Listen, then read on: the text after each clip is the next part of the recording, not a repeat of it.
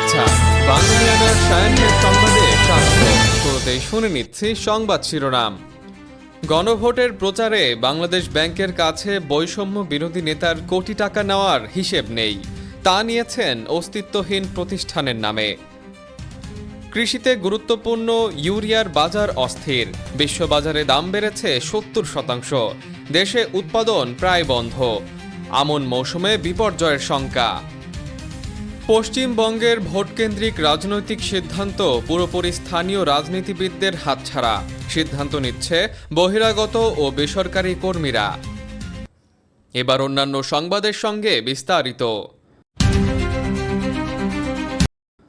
ত্রয়োদশ জাতীয় সংসদ নির্বাচনের পাশাপাশি অনুষ্ঠিত গণভোটে হ্যাঁ ভোটের পক্ষে প্রচার চালাতে বাংলাদেশ ব্যাংক থেকে ১ কোটি টাকা অনুদান গ্রহণ নিয়ে বৈষম্য বিরোধী ছাত্র আন্দোলনের অভ্যন্তরে বিতর্কের সৃষ্টি হয়েছে। সম্প্রতি ঢাকা বিশ্ববিদ্যালয়ের মধুর ক্যান্টিনে আয়োজিত এক সংবাদ সম্মেলনে সংগঠনের সাবেক মুখপাত্র সিনথিয়া জাহিন আয়েশা সহ একাধিক নেতা অভিযোগ করেন, গণভোটের প্রচারের উদ্দেশ্যে রাষ্ট্রীয় প্রতিষ্ঠান থেকে নেওয়া এক অনুদানের তথ্য সংগঠনের শীর্ষ নেতৃত্ব গোপন রেখেছে। এদিকে সংগঠনটির সভাপতি রিফাত রশিদ সংবাদ সম্মেলন করে দাবি করেছেন, এই টাকার হিসাব বাংলাদেশ ব্যাংক অনুমোদিত অডিট প্রতিষ্ঠানের মাধ্যমে তারা দিয়েছেন। তবে এ বিষয়ে খোঁজ নিতে গিয়ে বাংলালিয়ানার হাতে এমন কিছু তথ্য এসেছে যার হিসেব ঠিক মিলছে না। রিফাত রশিদের দাবি, গণভোটে হ্যাঁ ভোটের পক্ষে প্রচার চালানোর জন্য তাদের ১৫ দিনে ৫ কোটি টাকার প্রয়োজন ছিল। তবে বৈষম্য বিরোধী ছাত্র আন্দোলনের নিবন্ধন না থাকায় কেউ তাদের টাকা দিতে পারেনি। রিফাত রশিদ জানান, তারা সেড ফাউন্ডেশন নামে একটি নিবন্ধন সংগ্রহ করে এই টাকা নেন। খোঁজ নিয়ে 4টি সেড বা শেড ফাউন্ডেশনের খোঁজ মিলেছে। এর মধ্যে শেড আ লাইট ফাউন্ডেশন বাংলাদেশের নয়, শেড বিডি প্রকৃতি নিয়ে কাজ করে। একটি সেড হসপিটাল, আরেকটির নাম সেড ফাউন্ডেশন, যার জন্ম ২০০৭ সালে। এর কোনোটির সঙ্গে গণভোটের পক্ষে প্রচারণার অনলাইন ট্রেইল পাওয়া যায়নি। যোগাযোগ করা হলে বাংলাদেশ ব্যাংকের মধ্য ও উচ্চ পর্যায়ের বেশ কয়েকজন কর্মকর্তা জানিয়েছেন, তারা এই প্রতিষ্ঠানের নাম শোনেননি। এও জানা যায়, প্রতিষ্ঠা করেই কোনো প্রতিষ্ঠান এভাবে টাকা নিতে পারে এমন নিয়মও তাদের জানা নেই।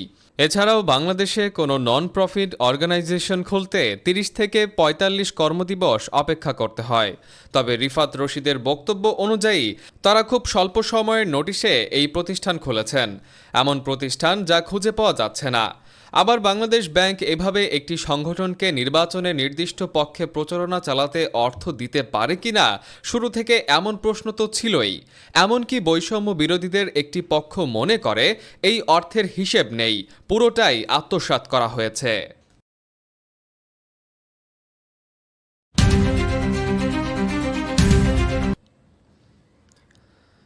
মধ্যপ্রাচ্যে যুদ্ধের প্রভাবে বিশ্ববাজারে জ্বালানির পাশাপাশি অস্থিতিশীল হয়ে উঠেছে ইউরিয়া সারের দাম ও সরবরাহ। উৎপাদন ব্যাহত হওয়া ও সরবরাহ সংকটের কারণে গত কয়েক মাসে আন্তর্জাতিক বাজারে এ সারের দামে ঊর্ধ্বগতি দেখা যাচ্ছে। কৃষিতে বহুল ব্যবহৃত ইউরিয়ার দাম ফেব্রুয়ারির তুলনায় মার্চে প্রায় ৪২% বেড়েছে। আর যুদ্ধ শুরুর পর মাত্র ২ মাসের ব্যবধানে স্পট মার্কেটে ইউরিয়ার দাম প্রায় ৭০% পর্যন্ত বেড়েছে। বিশেষজ্ঞদের মতে, সরবরাহ পরিস্থিতির উন্নতি না হলে সামনের দিনগুলোয় ইউরিয়া সারের বাজারে অস্থিরতা আরও বাড়তে পারে। সেক্ষেত্রে বৈশ্বিক কৃষি উৎপাদন বিঘ্নিত হওয়ার আশঙ্কা রয়েছে।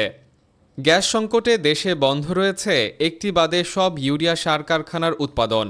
বর্তমানে নরসিংদীর ঘোড়াশাল পলাশ সার কারখানাটি কেবল চালু আছে। অন্যদিকে মজুদ যা আছে তাও নিরাপদ সীমা, অর্থাৎ ৪ লাখ টনের নিচে। তাই বিশ্ববাজার থেকে আমদানির পাশাপাশি দেশেও ইউরিয়া সার উৎপাদন বাড়ানোর তাগিদ কৃষি খাতের বিশেষজ্ঞদের। নির্ধারিত সময়ের মধ্যে প্রয়োজনীয় ইউরিয়ার সরবরাহ দিতে না পারলে আসন্ন আমন মৌসুমে দেশের প্রধান খাদ্যশস্য উৎপাদন ব্যাহত হতে পারে বলে শঙ্কা তাদের। বিশ্বব্যাংকের এপ্রিল ২০২৬ এর কমোডিটি পিঙ্কশিট প্রতিবেদন অনুযায়ী চলতি বছরের জানুয়ারিতে বিশ্ববাজারে ইউরিয়া সারের গড় দাম ছিল টনপ্রতি $৪১৫.৪। ফেব্রুয়ারিতে দাম বেড়ে $৪৭২ উন্নীত হয়, আর মার্চ শেষে গড় দাম বেড়ে $৭২৫.৬ গিয়ে ঠেকে। আর সর্বশেষ বৈশ্বিক ট্রেডে স্পট মার্কেটে ইউরিয়ার দাম টন প্রতি $800 ছাড়িয়েছে। মধ্যপ্রাচ্যে যুদ্ধবিরতি চললেও আমেরিকার পাল্টা নৌ অবরোধ এবং নতুন করে যুদ্ধ শুরুর আভাসে স্পট মার্কেটে পণ্যটির দাম বাড়ছে।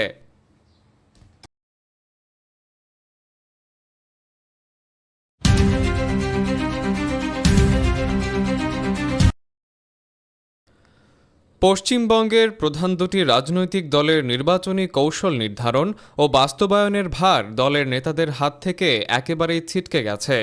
পুরো জিনিসটা এখন পরিচালনা করছে দুটি তথাকথিত বহিরাগত সংস্থা। রাজ্যের শাসক দল তৃণমূল কংগ্রেসের ক্ষেত্রে এই সংস্থাটি হল আইপ্যাক বা ইন্ডিয়ান পলিটিক্যাল অ্যাকশন কমিটি। বছর 7 আগে লোকসভা নির্বাচনে বিজেপি রাজ্যে অভাবিত ভালো ফল করার পর নিজেদের দুর্গ সামলাতে এই পরামর্শদাতা সংস্থাটিকে রাজ্যে ডেকে এনেছিল তৃণমূল নেতা অভিষেক ব্যানার্জি। জেলায় জেলায় এমনকি গ্রামাঞ্চলেও তৃণমূল কংগ্রেসের সাংগঠনিক স্তরে এখন শেষ কথা দলের নেতারা বলেন না, বলেন আইপ্যাকের মাইনে করা পেশাদার কর্মীরা। বস্তুত সংস্থাটি এখন আর ঠিক দলের পরামর্শদাতার ভূমিকায় নেই।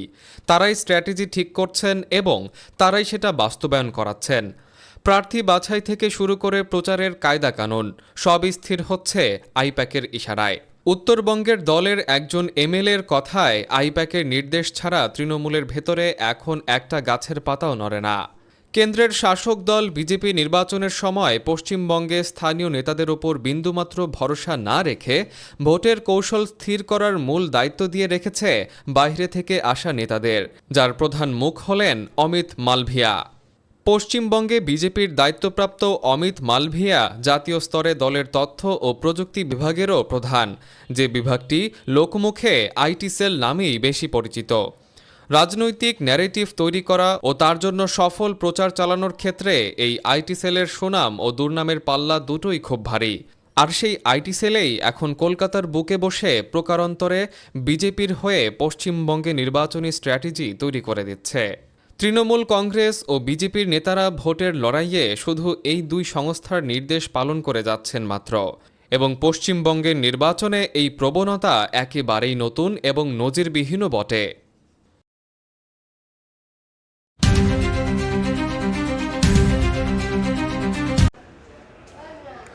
আজ অবিভক্ত বাংলার প্রধানমন্ত্রী এ.কে ফজলুল হকের মৃত্যুদিন।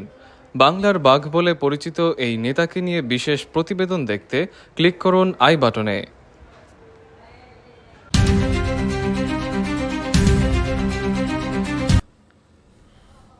যুক্তরাষ্ট্রের ফ্লোরিডা অঙ্গরাজ্যে দক্ষিণ ফ্লোরিডা বিশ্ববিদ্যালয়ের দুই বাংলাদেশি পিএইচডি শিক্ষার্থীকে নৃশংসভাবে হত্যার ঘটনায় চাঞ্চল্যকর সব তথ্য প্রকাশ করেছেন মার্কিন প্রসিকিউটররা।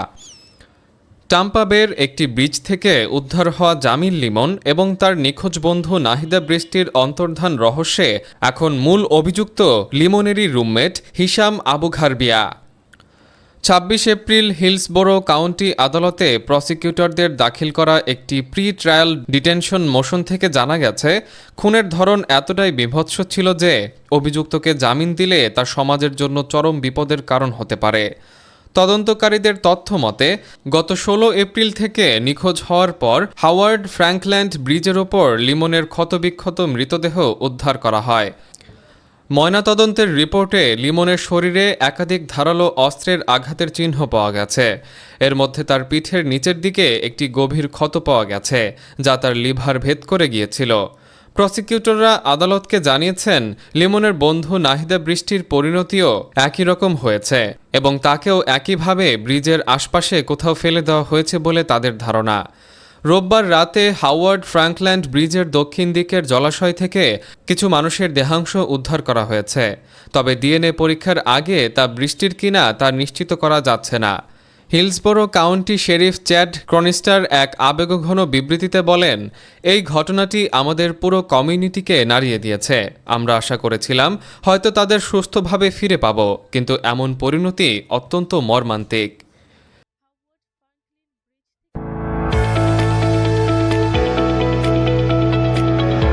এবার শুনে নিচ্ছি বাঙালিয়ানার বাণিজ্য সংবাদ। দেশের বেসরকারি ব্যাংকগুলোর ইতিহাসে সর্বোচ্চ নিট মুনাফা অর্জন করেছে ব্র্যাক ব্যাংক পিএলসি। 2025 সালে ব্যাংকটির নিট মুনাফা দাঁড়িয়েছে 2,251 কোটি টাকায়। এর আগে 2024 সালে করেছিল 1,432 কোটি টাকার নিট মুনাফা। সে হিসেবে গত বছর ব্যাংকটির নিট মুনাফা 57% বেড়েছে।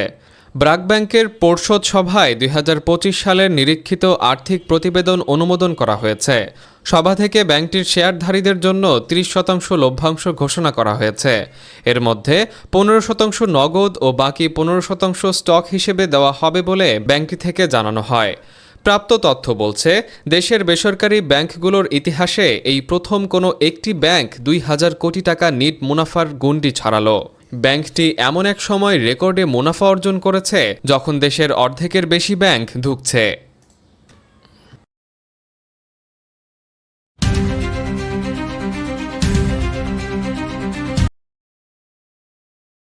টানা কয়েকদিনের উত্থানের পর 27 এপ্রিল শেয়ার বাজারে স্বাভাবিক দর সংশোধন দেখা গেছে।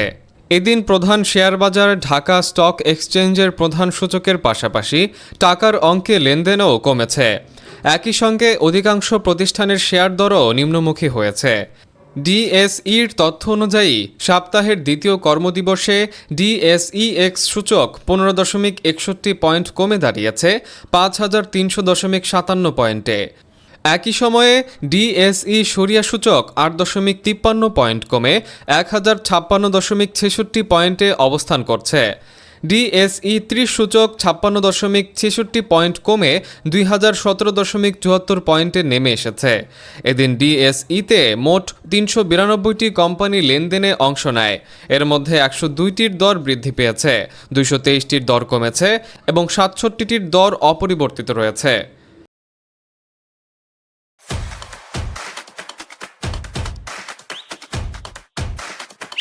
এবার শুনে নিচ্ছি বাংলিয়ানার ক্রীড়া সংবাদ।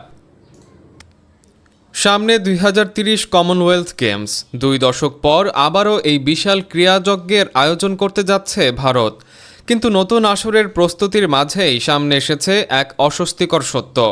16 বছর আগে হওয়া 2010 দিল্লি কমনওয়েলথ গেমসের দেনা এখনও পুরোপুরি শোধ করতে পারেনি দেশটি। ভারতীয় গণমাধ্যম দ্য ইন্ডিয়ান এক্সপ্রেসের এক প্রতিবেদনে উঠে এসেছে, 2010 সালের সেই কেলেঙ্কারি বিদ্ধ আসরের আর্থিক ও আইনি জটিলতার জের এখনও টানছে ভারত।